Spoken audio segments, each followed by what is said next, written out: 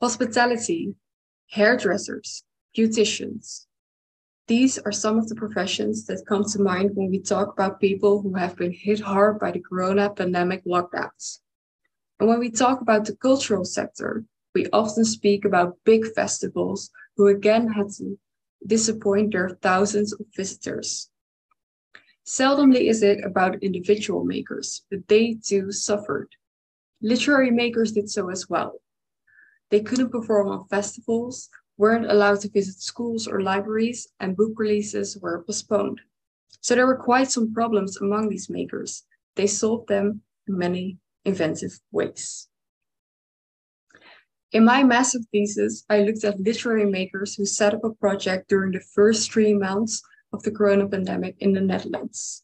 They all created something new, something they didn't do before COVID-19. Think, for example, of a subscription to a poetry newsletter, or of a maker who took his audience on a grand search for the owner of a Bible.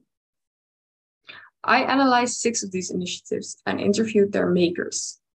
3 of them chose to ask their project's audience for a monetary donation, and 3 of them chose not to do this.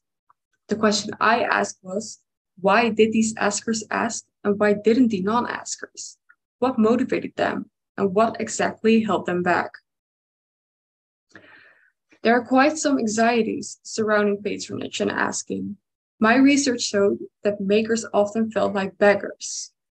They were also anxious of not giving enough back to their givers. Or when they did something in return, they wondered if it was the right thing. Weren't givers actually waiting for something completely different? There was also uncertainty about the question, do I really have the right to ask? Maybe there are other makers who have been hit much harder by the corona pandemic.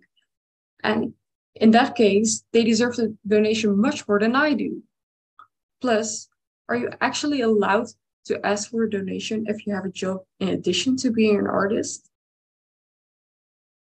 But there are positive aspects as well.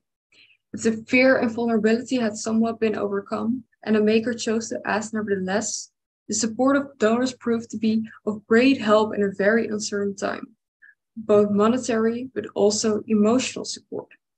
And although we often assume that patronage limits the autonomy of a maker, it became clear from my research that it can also increase autonomy.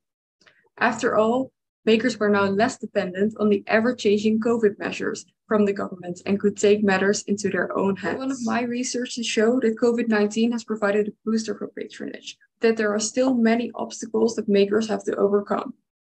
Understanding these obstacles and makers' motivations for asking or not asking will help us create a sector in which a culture of asking is increasingly legitimized.